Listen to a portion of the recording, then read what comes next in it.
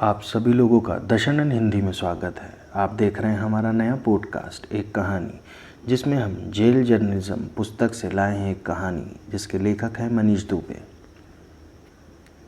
31 दिसंबर 2011 नए वर्ष से ठीक 5 घंटे पहले, यानी अब से कुछ घंटे बाद नया वर्ष अपनी दोनों बाहें फैलाए वेलकम को रेडी था। मोबाइल मेल्स पर शुभकामनाओं की भीड़ कंटिन्यू जारी थी। लोग हर तरफ न्यू ईयर के स्वागत के लिए ज़ोर शोर से व्यस्त थे। दिल्ली की चिल सर्दी में शराब, बार, पब की खुमारी दिमाग के ज़र्रे ज़र्रे में घुसने को बेताब दिख रही थी। अमर अपनी शरण स्थली पर अकेला बैठा ज़िंदगी के कुछ बीते अगले पलों में डूबकर संजीदगी से उधेड़ बुन कर रहा था कि ठीक तभी ढोल नगाड़ों की आवाज़ें उसके कानों से टकराईं। उसने सोचा, होगा कोई अपनी मस्ती से धूम धड़ाका कर रहा है। उन ढोल नगाड़ों की पास आती आवाज़ों को अभी कुछ ही समय बीता था कि बिल्डिंग का एक गार्ड भागता हुआ उसके पास आया। बाऊजी, बाऊजी, वो लड़के लोग शोर मचा रहे हैं। नेपाली मूल का था वो। क्या हुआ, पूछा था अमर ने। बाऊजी, वो लड़के लोग ज़बरदस्ती घुस रहे हैं, वो बोला। अमर ने अपनी रिस्ट वॉच पर एक सरसरी सी नज़र मारी। कुछ 9 सवा 9 का टाइम हो चुका था। बाहर शोरगुल ज़्यादा सुनकर उसने बाहर निकल कर देखा तो वहाँ एक लड़का जिसका नाम नवीन था गार्ड से उलझा पड़ा था। नए वर्ष के उन्माद में ये प्राणी कुछ अधिक ही उन्मादित दिख रहा था। उस रात से पहले अमर की नवीन से कभी हाय हेलो तक नहीं थी। हाँ, तब तक इतना ज़रूर पता चल चुका था कि अमर की शरण स्थली का मालिकाना हक रखने वाले को नवीन अपना कज़िन बंधु बता रहा था। अब मालिक की गैर मौजूदगी में जिम्मेदारी गार्ड की, जो उस वक्त अमर के आदेशों पर डिपेंड था, जबकि वो इन लड़कों के अंदर या बाहर आने जाने से रोकने के पक्ष में नहीं था। अब किसी की आपस में क्या ट्यूनिंग हो क्या पता, और फिर वो क्यों उड़ते तीर पकड़े। आखिर इतने संघर्षों के बाद तो वो दिल्ली के बुद्धिजीवियों की जमात में शामिल होने गया था। क्यों किसी पछड़े में पड़े, किसी होटल वगैरह में रुकता। वहाँ के मालिक के आग्रह पर यहीं रुक गया था वो, जो खुद को यूपी के एक बड़े मंत्री का रिश्तेदार बताता था। तो कुछ ही देर में नवीन व उसके अन्य आए साथी बातों ही बातों में अमर से घुलने मिलने लगे। बाकी रही सही कसर शराब की खुल चुकी बोतल ने पूरी कर दी।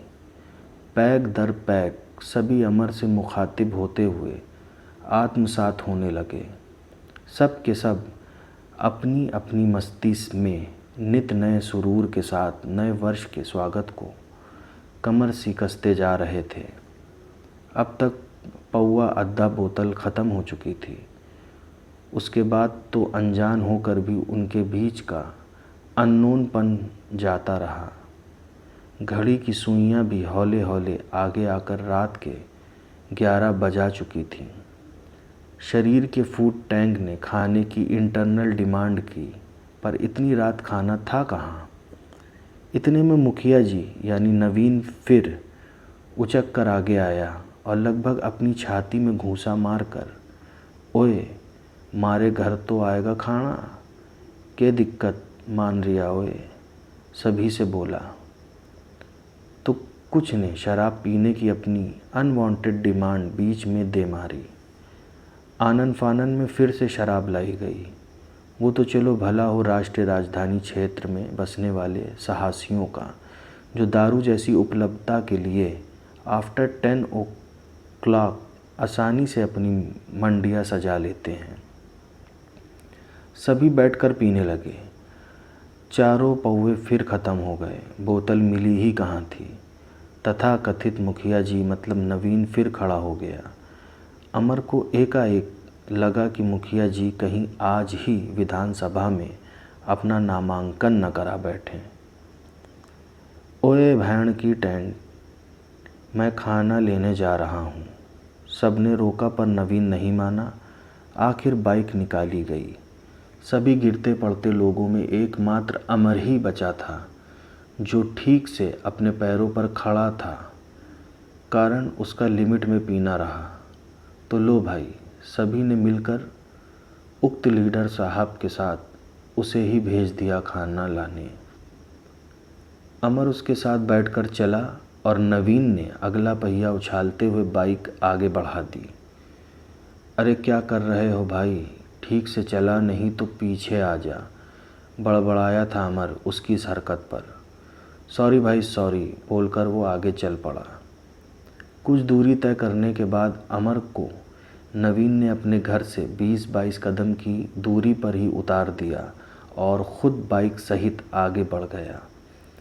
एक घर के सामने ले जाकर उसने बाइक स्टैंड के हवाले की तथा घर के अंदर चला गया। महज 10 मिनट बाद वो अपने दोनों हाथ हिलाते हुए वापस आया। खाना कहाँ है? अमर ने पूछा उससे। अभी बना नहीं है, बन रहा है, थोड़ी देर लगेगी, उसने जवाब दिया। तो चल, तब तक चलकर मुझे मार्केट छोड़ा, अमर ने अपनी नशे की खुमारी तोड़ते हुए नवीन से कहा।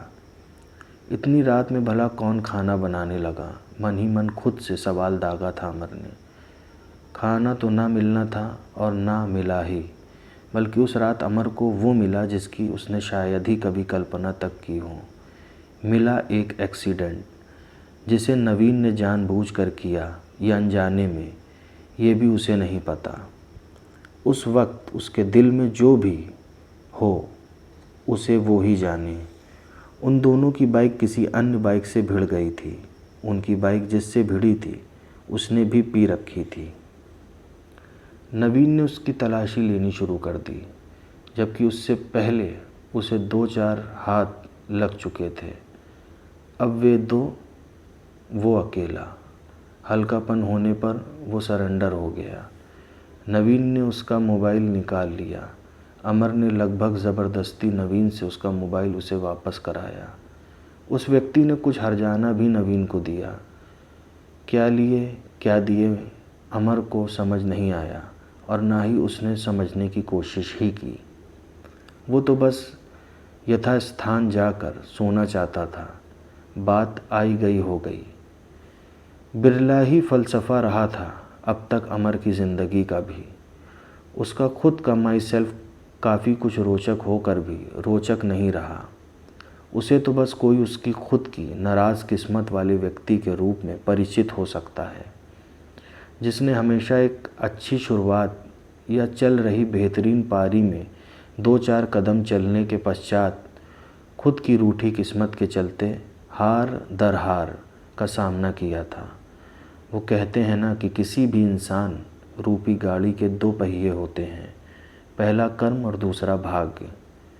कर्म खूब किए पर भाग साथ न दे, किया धरा नाकाफ़ी हो जाता है। और किस्मत का सितारा बुलंद तो आदमी चाइना की ग्रेट वॉल। कुल मिलाकर एक भी पहिया खिसका तो अर्श से फर्श पर गिरने में देर नहीं लगती। खैर, जैसे तैसे सुबह हुई। आँख खुली तो देखा सामने सोफ़े पर मुखिया मतलब नवीन ढेर थे। दिमाग को झटका, रात की चढ़ी खुमारी कुछ और कम हुई। अमर को याद आया कि उक्त घटना के बाद नवीन एंड कंपनी दिल्ली की प्रसिद्ध जीबी रोड को कूच कर गए थे। कहाँ पता ही था अमर को कि क्या जगह थी वो।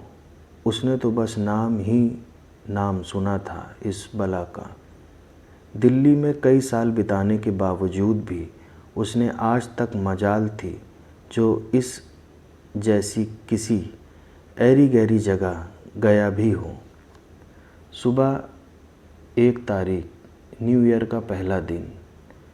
सब कुछ अच्छा सुखद सुखद लग दिख रहा था अमर को। बड़ा ही स्मूथली टाइम बीता था उसका आज का। नई ऑफिस की छुट्टी भी थी आज।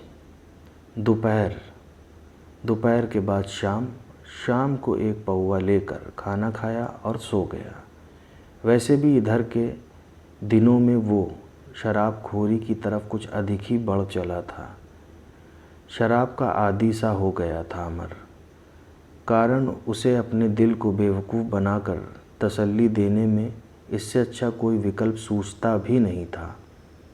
दिल को बेवकूफ़ और दिमाग को तसल्ली देने का रीज़न अभी हाल के दिनों में अमर का उसकी माशूका से हुआ अलगाव था और उसे इस बात को किसी से शेयर करने में कोई हिचकिचाहट, शर्मिंदगी या आत्मग्लानि नहीं होती है।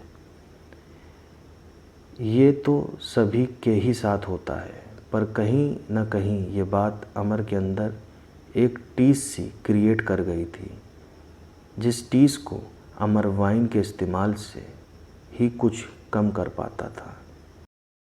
आज हमारे पॉडकास्ट एक कहानी में इतना ही। हमारा पॉडकास्ट एक कहानी सोमवार से शुक्रवार रोज़ आएगा। जब तक कि देखते रहिए हमारा यूट्यूब चैनल दशानन हिंदी। धन्यवाद।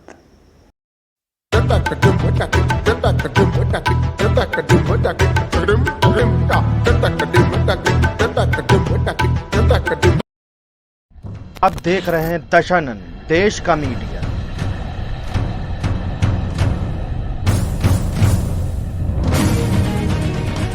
किस चीज ने भारत को पहले कमजोर किया था जिससे हमने आजादी खोई?